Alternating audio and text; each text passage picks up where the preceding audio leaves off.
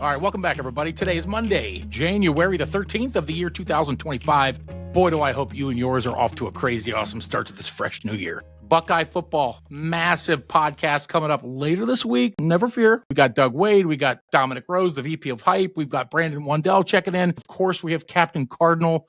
Don't you dare call me 0 for 6 when I was 1 for 11. Edward Conley. He's going to be joining us. The pod will be coming out later this week, probably Friday, but not today. Today, it's just me. No fan feedback, no new faces, new places, no sports predictions, no mailbag, no bells, no whistles, just me.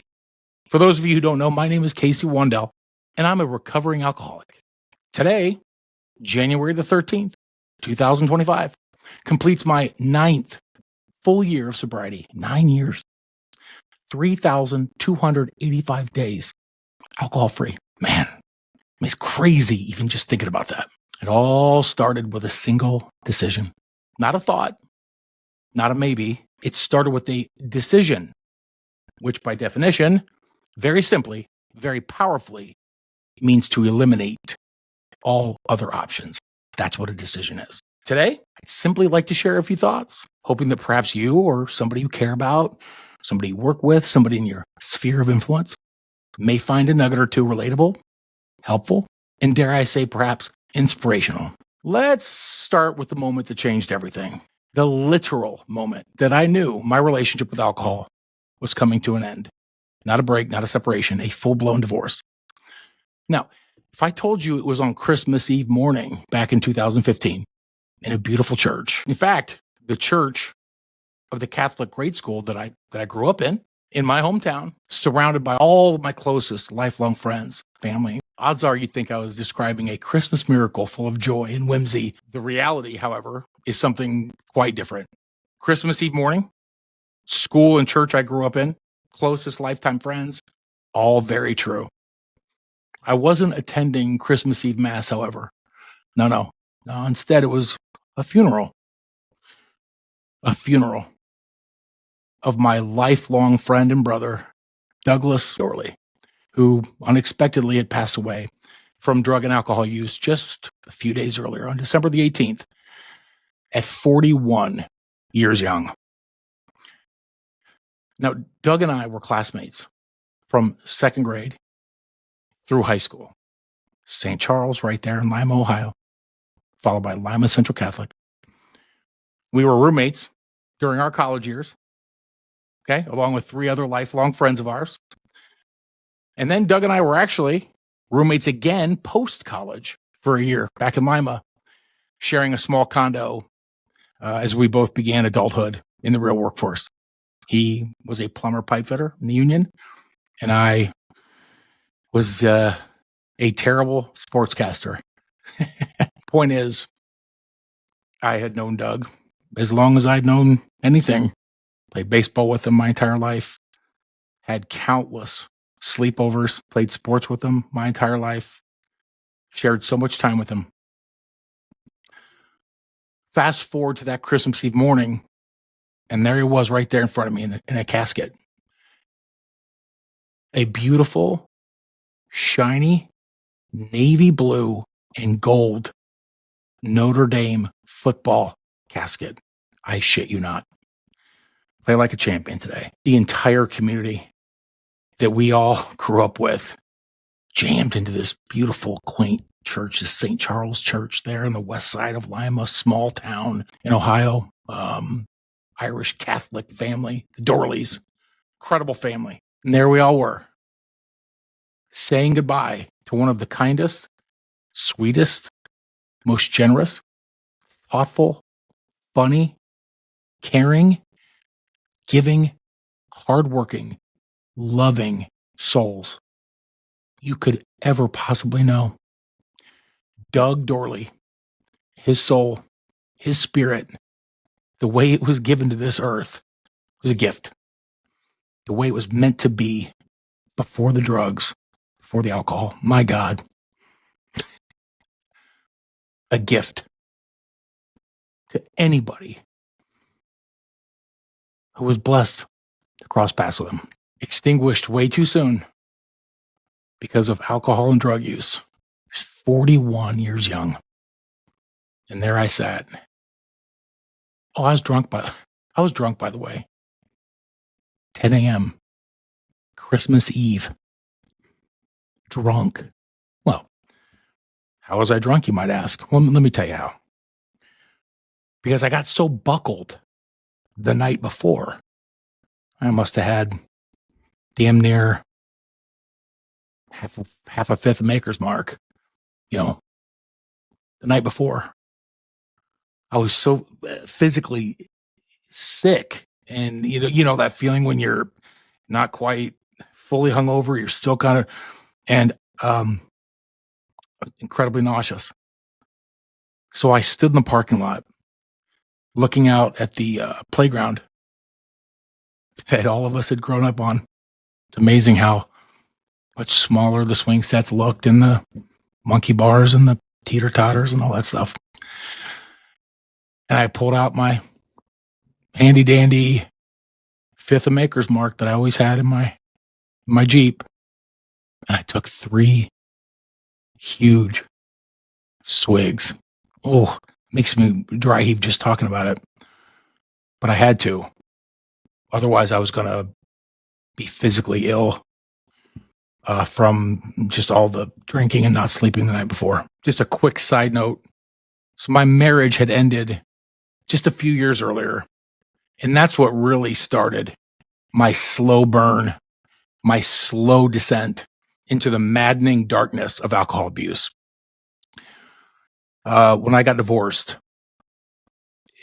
my emotional depth and maturity and ability to understand anything of consequence as a human just wasn't quite there.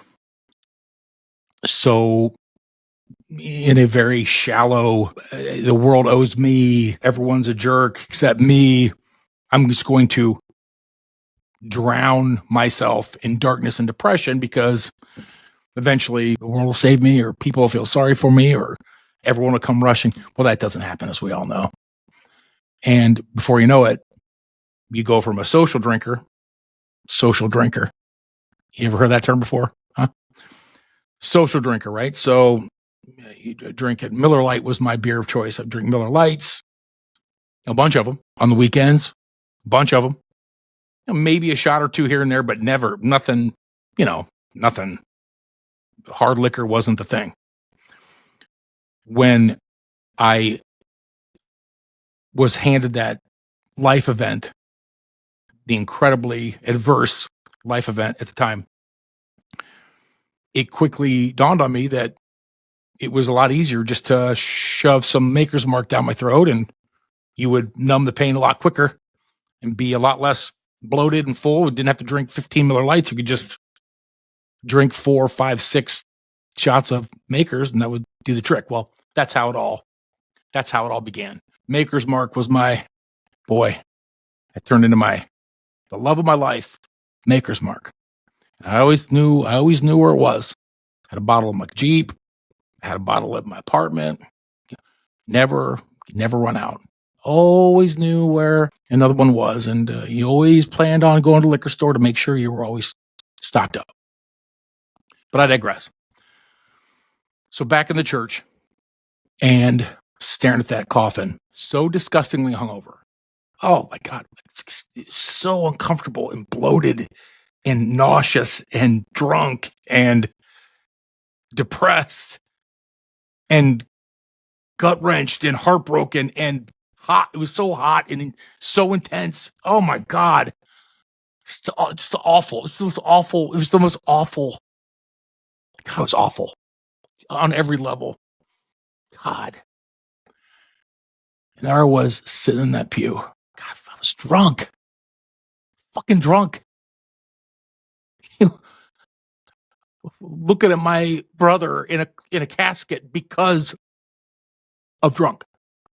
Because of what drunk leads to.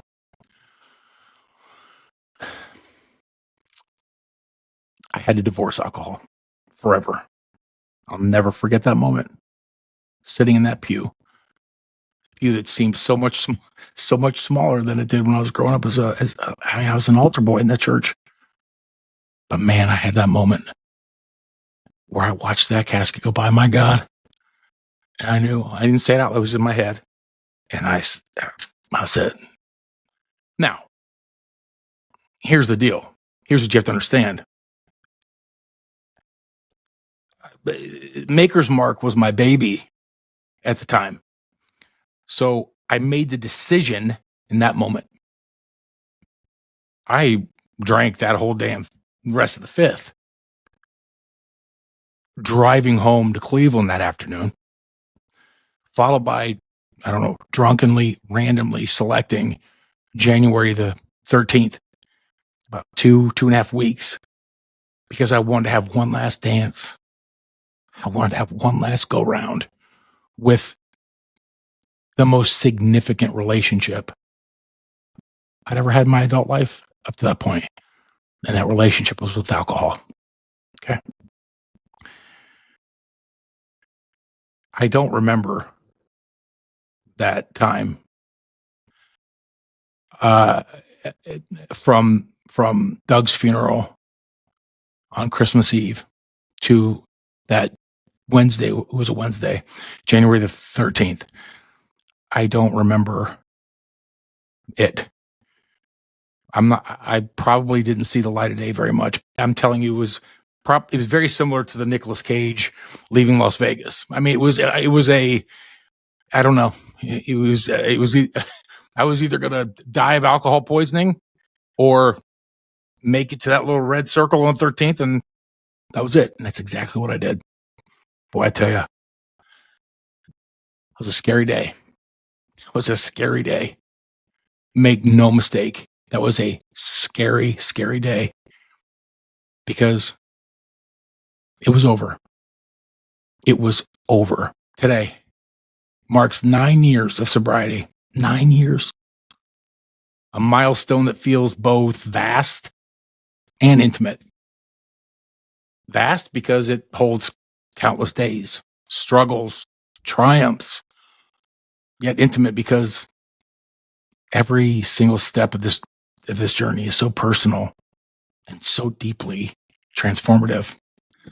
I can only hope that somehow, some way, me sharing this message with somebody, me just connects with somebody, because the suffering out there, my God, the suffering in silence when it comes to alcohol, the quiet chaos that lives in the minds of so many, trapped in the cycle of numbing the pain, avoiding the truth, lived in fear of feeling too much then, okay, of failing again. And perhaps most profoundly, what happens ultimately is we stop facing ourselves.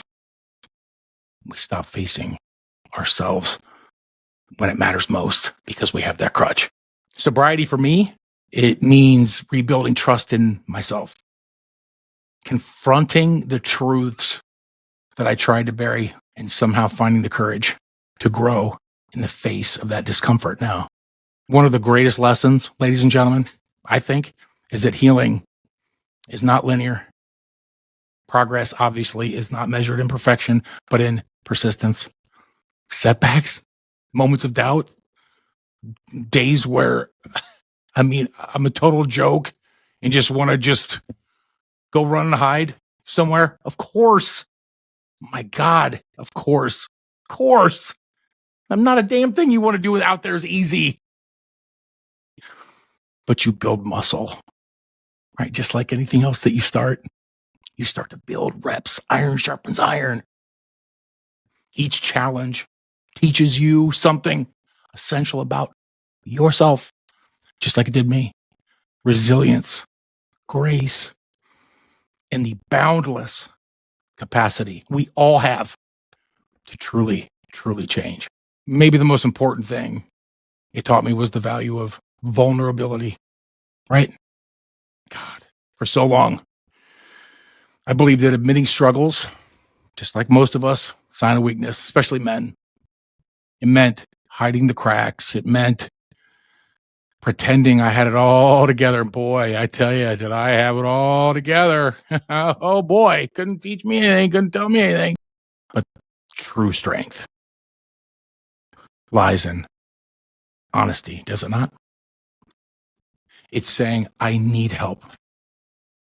Admitting when you're struggling. Amazing, isn't it?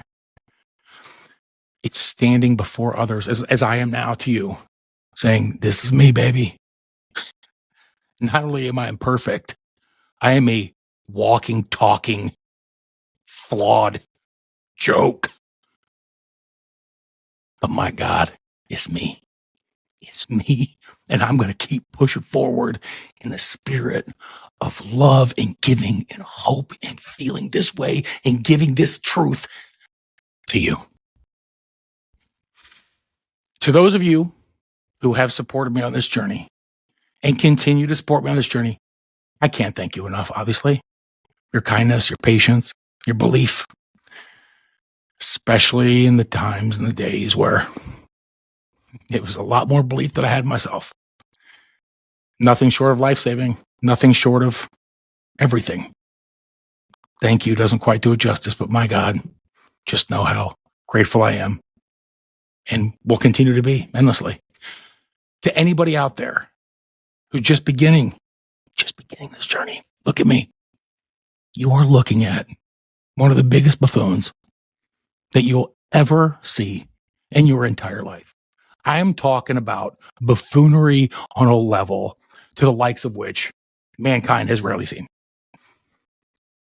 I am a first ballot Hall of Fame whiskey guzzler. If I can do this, my God, you can do this. Please know that. You are not defined. I repeat, even though a lot of our closest family or they want you to think this, you are not defined by your past. You are not the sum of your mistakes. No. You are a magnificent, miraculous, beautiful work in progress, just like me, just like mama, just like daddy, just like a husband, wife, boyfriend, girlfriend, neighbors, mailman, whatever. We're all just as human gets, man. It's not always easy, but I promise you, with everything in me, it's beyond worth it. There is a freedom on the other side of this pain and this struggle, a freedom to live fully, to feel so deeply, and to rediscover the beauty of who you really are. The ability to be present, not just in the joyful moments, all of them.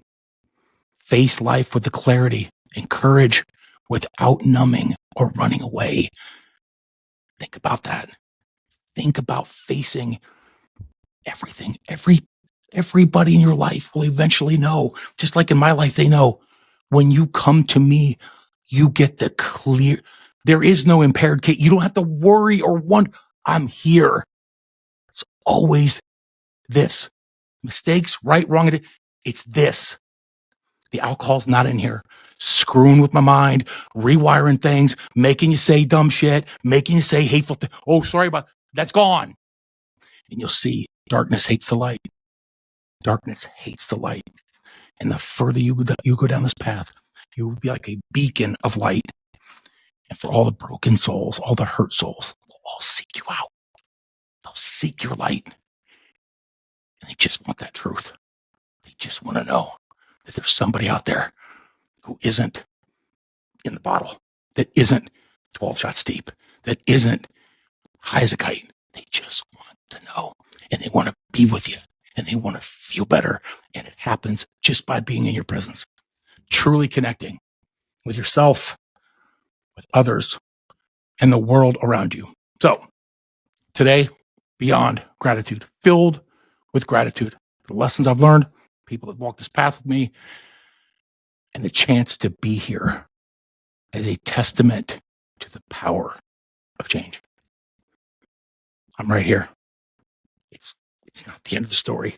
Putting alcohol down is not to be feared. It's the beginning of your best one. A story I am so proud to live and to share. And with every ounce of me, I pray and I hope for everybody out there, anybody out there suffering in silence on any level because of alcohol, take that first step. It doesn't matter if you face plant. It doesn't matter. Just take the step and see how amazing everything gets the farther down the path you go. Until next time, my friends, I appreciate your attention. I appreciate your soul. I appreciate you, every single one of you, just the way you are. And I wish you nothing but the best, peace and love. God bless. Until next time, my name's Casey, and bye-bye.